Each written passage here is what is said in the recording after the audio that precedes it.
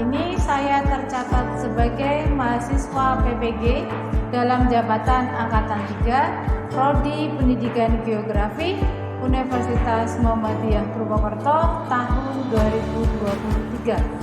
Nomor peserta 2015 0274 0333. Pada hari ini Senin tanggal 4 Maret 2024 saya akan melaksanakan praktik mengajar dengan model pembelajaran problem based learning pada materi permasalahan kependudukan dalam rangka uji kinerja yang dilaksanakan di unit kerja saya SMA Negeri 1 Kebumen, Kabupaten Kebumen, Provinsi Jawa Tengah. Selamat menyaksikan. Assalamualaikum warahmatullahi wabarakatuh. Waalaikumsalam warahmatullahi wabarakatuh.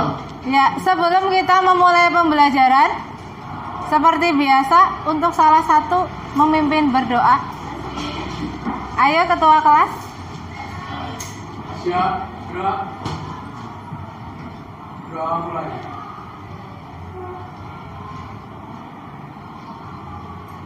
Doa selesai. Beri salam. Selamat siang, Bu. Ya, selamat siang. Di hari yang cerah ini kita bertemu kembali di jam terakhir dalam pembelajaran. Kemudian, bagaimanakah kondisi kalian sekarang? Sehat atau tidak? Sehat. Alhamdulillah. Iya. Ya, walaupun sudah siang, kita harus tetap semangat untuk tetap bisa menerima materi pembelajaran dari saya. Kemudian, hari ini siapa yang tidak berangkat? Aisyah. Sama Yana. Iya, ada 2 orang. Dari teman-teman kita, yang satunya sepertinya Aisyah. Kenapa ini Aisyah? Aisyah sakit. Iya. Kalau Yana sepertinya tadi ibunya izin karena ada berkepentingan. Ya, semoga semua yang berkepentingan dilancarkan, kemudian yang sakit cepat diberi kesembuhan. Iya, itu seperti itu. Kemudian sebelum mempelajari tentang permasalahan kependudukan ini, kita minggu kemarin sudah mempelajari tentang kualitas penduduk. Nah, apa hubungannya kualitas penduduk dengan permasalahan kependudukan? Jadi, di dalam kualitas penduduk nantinya akan menimbulkan berbagai macam permasalahan yang terjadi terutama di Indonesia. Itu seperti itu. Nah, selanjutnya ketika kita memulai permasalahan penduduk ini, materi ini, kalian setidaknya pernah melihat fenomena permasalahan penduduk ini di masyarakat sekitar. Nah, nantinya kalian bisa mengetahui ternyata apa saja yang terjadi di dalam kehidupan kita di masyarakat itu termasuk ke dalam salah satu jenis permasalahan kependudukan. Nah, yang diharapkan nanti kalian bisa memecahkan masalah yang terjadi. Seperti itu.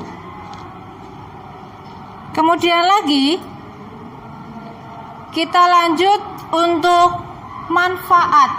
Dari manfaat mempelajari permasalahan kependudukan, yang pertama dapat membantu pemerintah dalam perencanaan pembangunan di masa yang akan datang. Karena apa?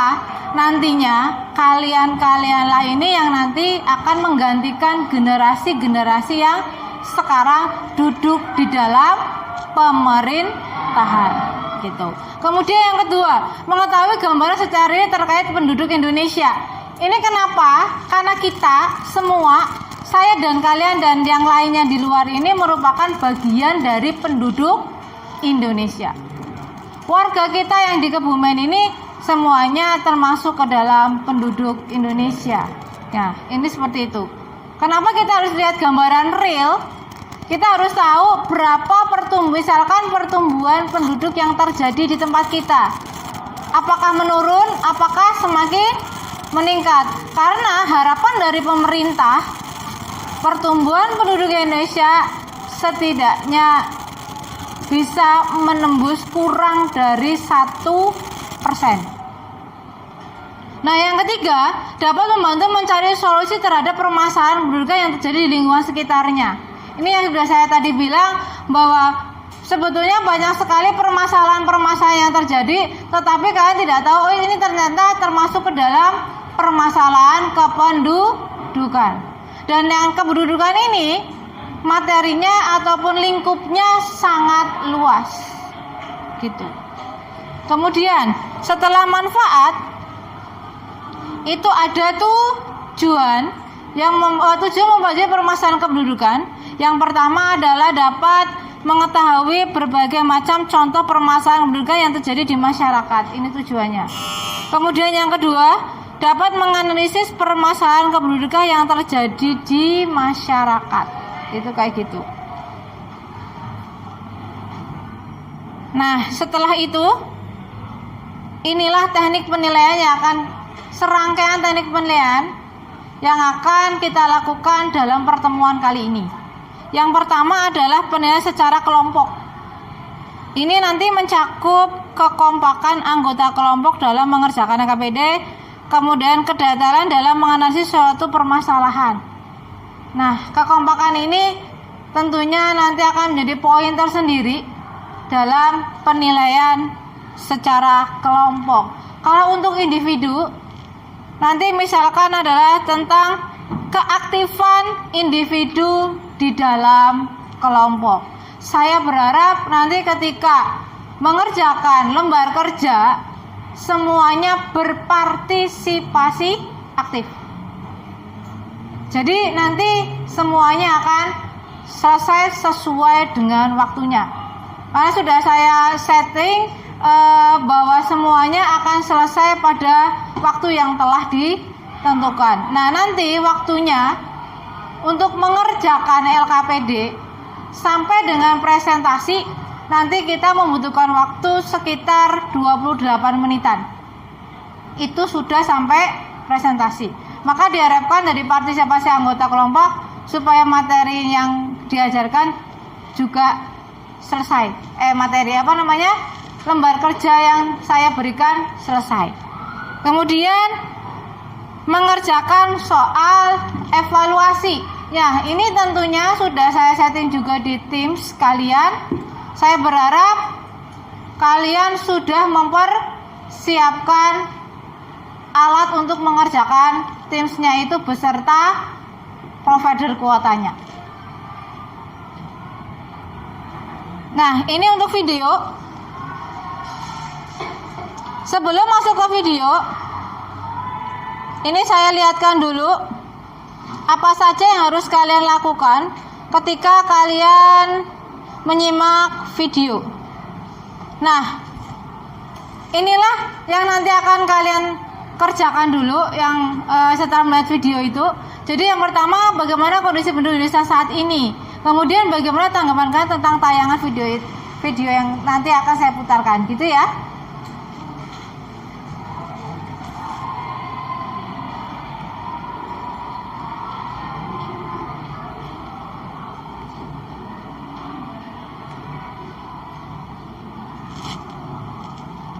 Saudara, dalam 10 tahun jumlah penduduk Indonesia bertambah 32,57 juta jiwa. Kini Indonesia didiami oleh 270,2 juta orang.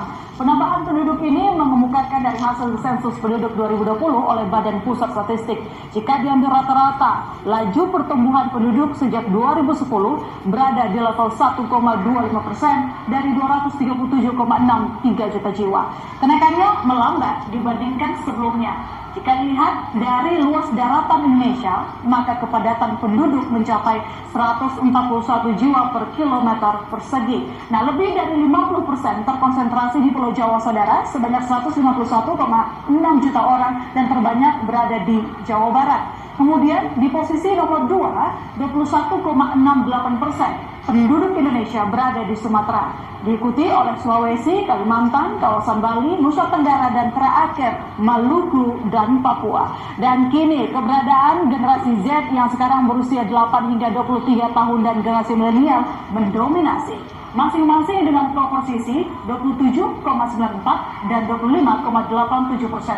Lalu generasi X dengan usia 40 hingga 55 tahun menyusul dengan 21,88%. Jauh-jauh hari Indonesia sudah diingatkan untuk menyambut bonus demografi. Banyaknya jumlah penduduk produktif kini nantinya tak boleh sia-sia, tetapi harus disertai dengan produktivitas yang tinggi pula. Nah, itulah yang terjadi. Kemudian kita lanjut lagi.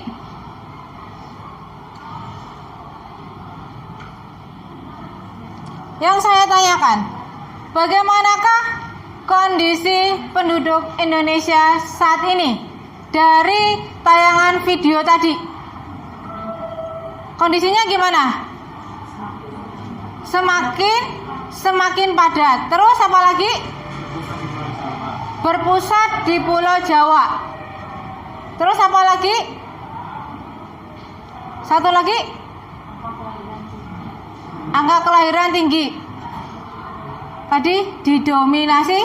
Nah, itulah kondisi kenyataan yang ada di Indonesia. Jadi, dari generasi-generasi tadi yang sudah diceritakan berapa usia-usianya, kalian termasuk ke dalam generasi yang mana? Z. Ya. Berarti kalian termasuk penduduk yang mendominasi. Di 2030 nanti, ketika ada sensus penduduk, itu baru muncul yang namanya bonus demografi. Iya. Nah, sekarang bagaimana tanggapan kalian tentang tayangan video tadi? Silakan, apabila sudah jelas tadi dari tayangan tadi, silakan maju 3 atau 4 orang untuk memberikan tanggapan. Mau maju nulis atau mau langsung berbicara? Saya manut. Tanggapan 2 pertanyaan ya.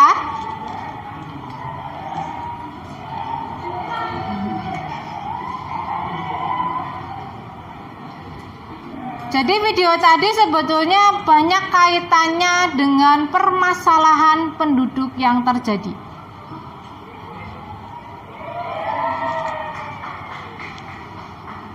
Yuk satu lagi, grup sebelah timur. Perwakilan. Ayo, siapa? Yuk.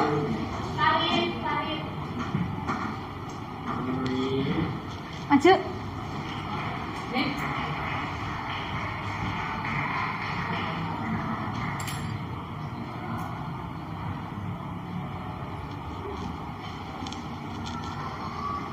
Nah, ini spidolnya. Ya.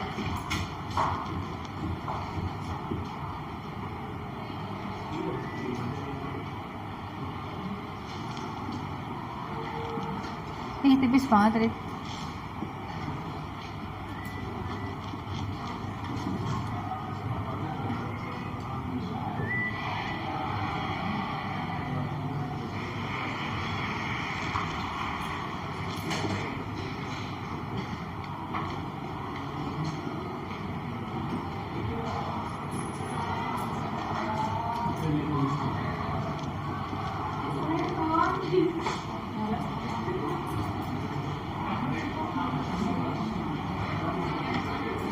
Nanti di situ nggak apa-apa.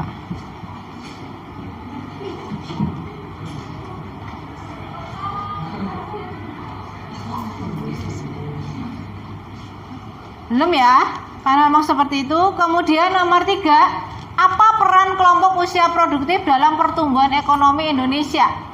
Perannya apa? Sebagai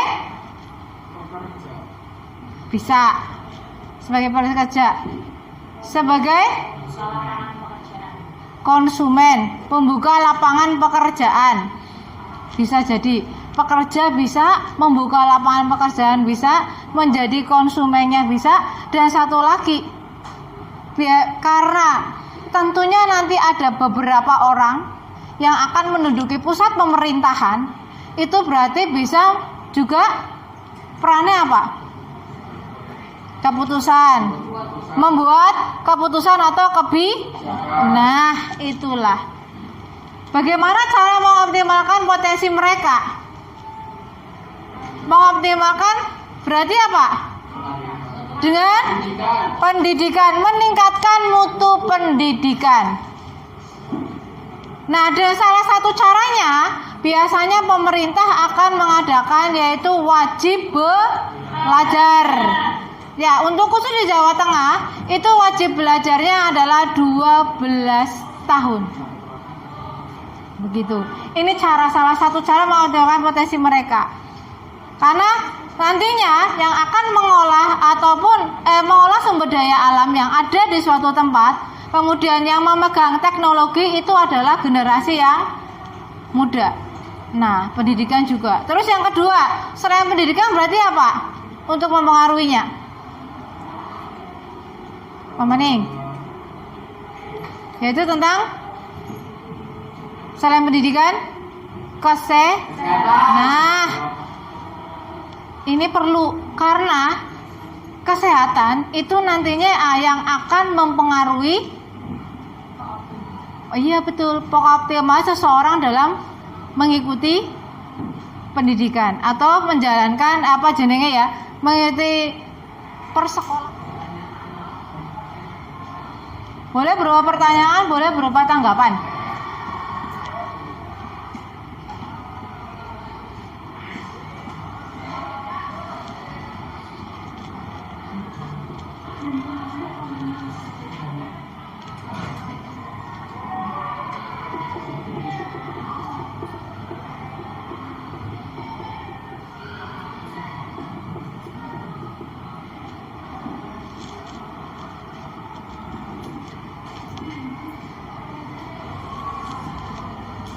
Siapa lagi mungkin? Nanti kebanyakan. Ya, perwakilan. Apa yang dapat mempengaruhi laju pertumbuhan penduduk? Yaitu kelahiran.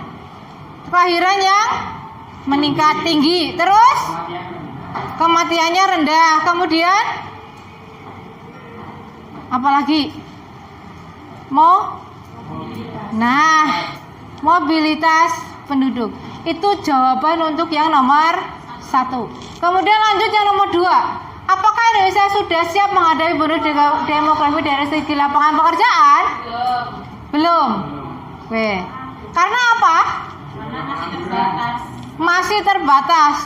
Dan betul tadi dibilang juga masih banyaknya pengangguran. Di segi yang di tahun yang sekarang yang belum sampai ke bonus demografi di 2030 itu sudah tercatat memang Indonesia di sebagian wilayah itu ada yang tingkat penganggurannya tinggi.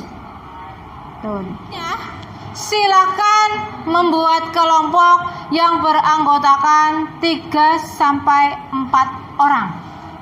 Saya bebaskan untuk pembuatan kelompok. Boleh depan belakang, samping-samping, atau meloncat kemana boleh.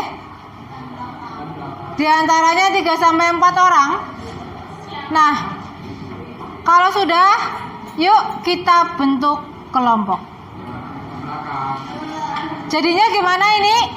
Depan belakang. Oke. Untuk yang ini berarti loncat ya. Iya, silakan memposisikan diri dengan kelompoknya masing-masing.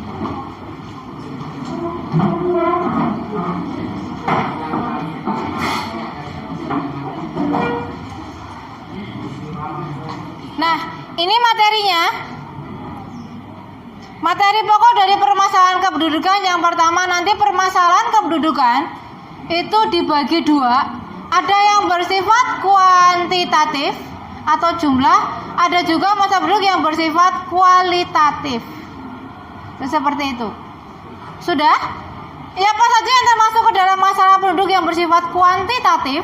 Yang pertama adalah jumlah penduduk besar, pertumbuhan penduduk cepat, persebaran penduduk tidak merata, munculnya pemukiman liar. Kemudian masalah penduduk yang bersifat kualitatif Itu tingkat kesehatan, tingkat pendidikan, tingkat pendapatan, misalkan seperti itu.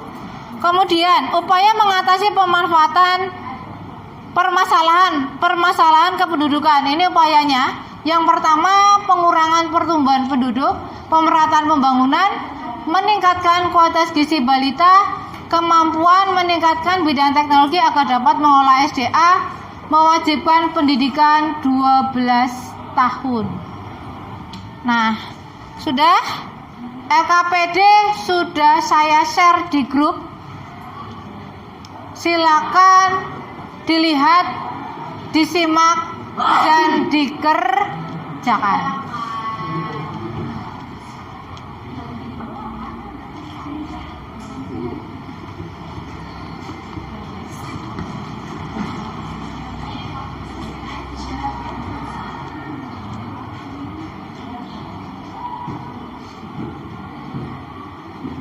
Ini cuma yang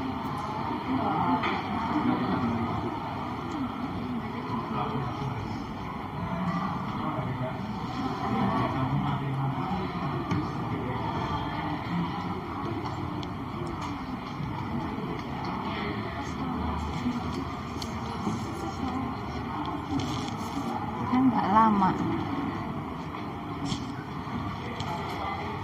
Ini jadinya kelompoknya siapa? Tetap berseberangan.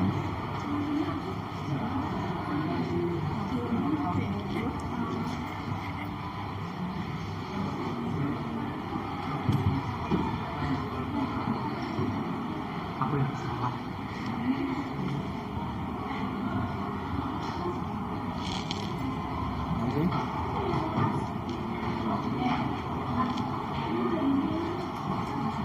Jelaskan kalau di sudah?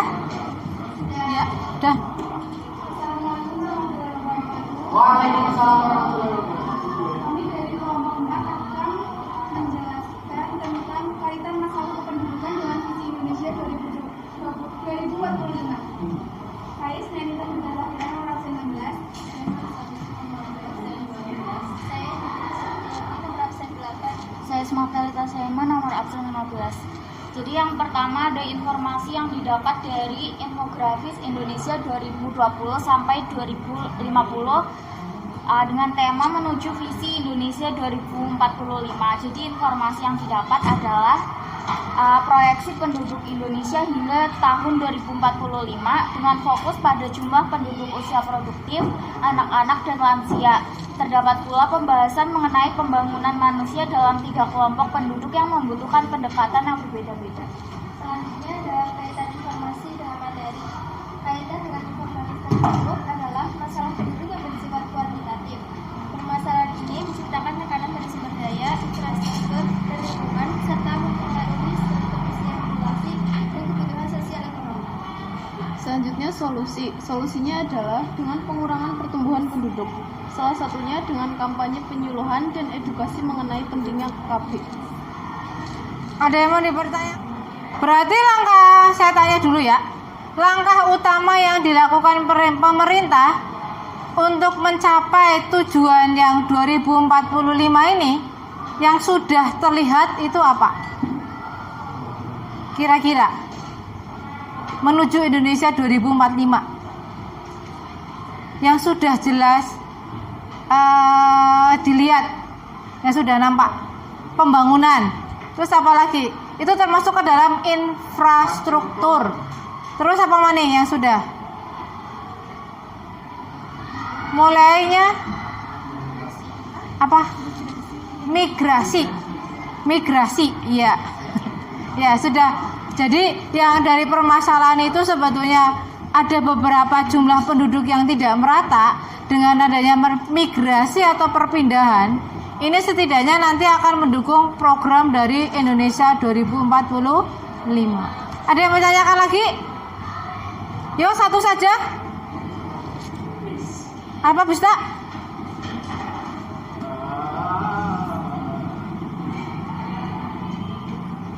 Siapa yang mau tanya? Siana. Ya. Itu kan informasi yang di dalamnya di kalimat terakhir terdapat pula pembahasan mengenai pembangunan manusia dalam 3 kelompok penduduk yang membutuhkan pendekatan berbeda-beda. Nah, kalau untuk pendekatan pembangunan manusia untuk anak-anak itu pendekatannya kira-kira bagaimana? Untuk anak-anak, pendekatan yang dilakukan untuk menuju visi Indonesia 2045. Untuk anak-anaknya maksudnya gitu ya, Bes? Iya. Apa jawabannya? Memberikan pendidikan berkualitas kayak 12 tahun sekolah. Maksudnya itu. Terus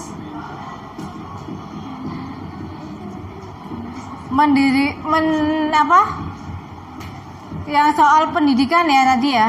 Iya. Yaitu untuk anak-anak pendidikan 12 tahun. Mutu pendidikan. Terus apa lagi? Imunisasi cari ini. Imunisasi berarti ini pada tingkat kesehatan. Iya. Ini untuk anak-anak karena memang yang namanya anak-anak itu tingkat kesehatannya biasanya agak lebih terganggu. Iya, betul. Sudah? Ada yang mau ditanyakan lagi? Tidak? Yuk ditutup. Waalaikumsalam.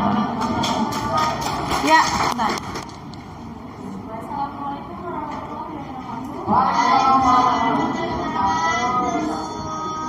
Kami di sini akan mempresentasikan tentang stunting. Ide. Jadi informasi yang kami dapat dari infografis sebelumnya yaitu ada pengertian stunting, persentasenya, dan cara mengatasinya. Untuk pengertian stunting adalah kondisi yang ditandai dengan kurangnya tinggi badan anak apabila dibandingkan dengan anak-anak seusianya. Sederhananya itu stunting merupakan sebutan untuk kondisi yang diakibatkan oleh kurangnya asupan nutrisi selama masa pertumbuhan anak. Terus yang kedua, karena kita lagi bahas tentang kependudukan Indonesia, aku mau jelasin tentang bagaimana tingkat jumlah penduduk dapat mempengaruhi stunting. Yang pertama, tingkat jumlah penduduk yang tinggi dalam sebuah wilayah bisa mempengaruhi tingkat stunting karena meningkatkan tekanan pada sumber daya yang tersedia seperti akses terhadap pangan berkualitas, layanan kesehatan, edukasi, dan juga sanitasi. Yang kedua, populasi yang besar juga bisa membuat distribusi sumber daya tersebut menjadi tidak merata. Itu juga bisa meningkatkan resiko stunting pada kelompok yang rentan seperti anak-anak kecil. Terus yang terakhir, tingkat pertumbuhan penduduk yang tinggi dapat menyulitkan pemerintah dalam menyediakan program-program kesehatan dan nutrisi yang memadai karena populasinya yang besar. Untuk solusinya, yang pertama ada mengonsumsi makanan yang bergizi seimbang saat hamil. Yang kedua, melakukan pemeriksaan minimal 4 kali selama kehamilan. Yang ketiga, memberikan stimulasi pada janin dalam kandungan. Yang keempat, memberi IMD ASI eksklusif selama 6 bulan dan MPASI selama sampai usia 2 tahun. Yang kelima, pemberian pendidikan kesehatan kepada orang tua tentang pola makan yang sehat dan perawatan anak. Yang terakhir, memantau perkembangan anak dengan kartu kembang anak. Ada yang mau dipertanyakan? Ini banyak sekali pertanyaan yang timbul Janjan nih. Ada yang bertanyakan? Stunting itu bahasa kalau kita sehari-hari itu apa? Kurang gizi, benar, gizi buruk. Jadi ada yang bertanyakan dulu? Asupan makanan merupakan salah satu penyebab stunting bukan? Bisa ya? Iya. Terus apa lagi yang kira-kira mau ditanyakan lagi? Aku udah mau mulai loh. Penyebab lainnya kalau stuntingnya adalah mengetahui tentang segala permasalahan yang terjadi akibat dari pertumbuhan penduduk. Ada yang berasal dari populasi atau jumlah penduduk yang dari tahun ke tahun itu kian meningkat, walaupun peningkatannya tidak terlalu itu kayak gitu. Jadi ini permasalahannya ada pertumbuhan, ada persebaran penduduk, ada jumlah penduduk, kemudian dikaitkan dengan tingkat kesehatan, tingkat pendidikan, dan tingkat pendapatan. Itu tadi sudah ada pada infografis yang sudah dianalisis oleh kalian semuanya. Dan permasalahan yang terjadi, nah upaya mengatasinya itu tadi juga sudah dibicarakan oleh teman-teman semuanya. Itu dibuktikan dengan jawaban-jawaban yang memang sudah betul.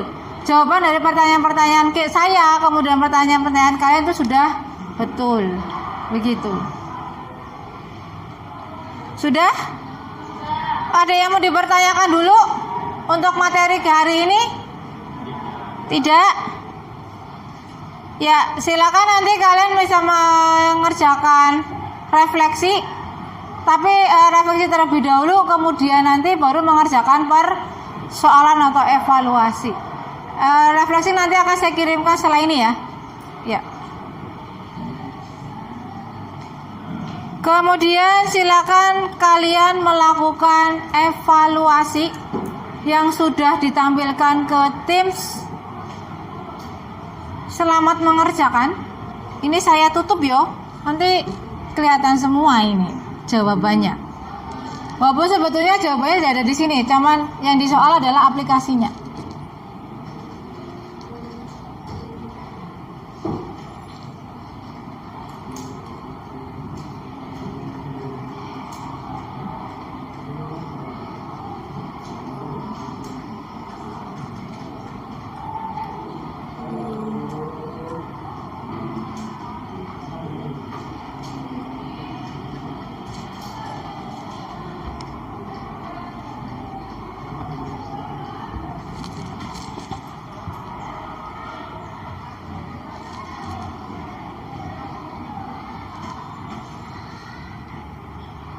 Udah.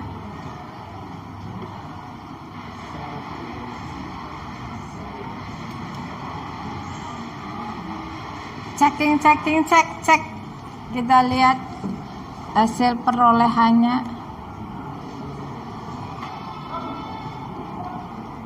Duing.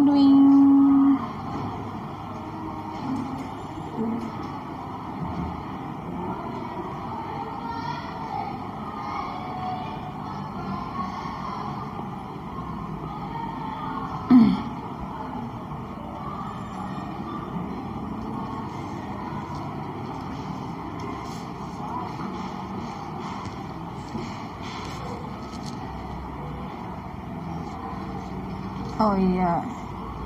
Ya, Nora Anjana tidak berangkat ya. Melisa belum selesai. Melisa, Mel, udah? Kok baru nampak?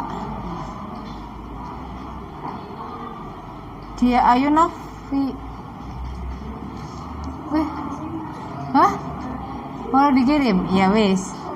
Berarti tidak ada kendala ya. Riu.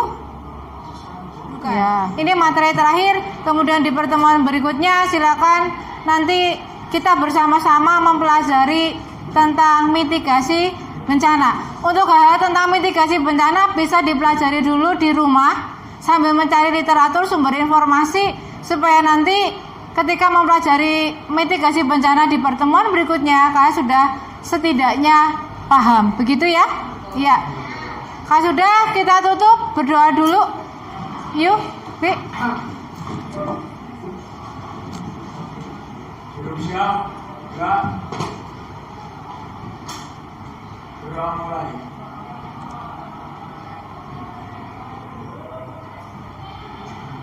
Doa selesai. Beri salam.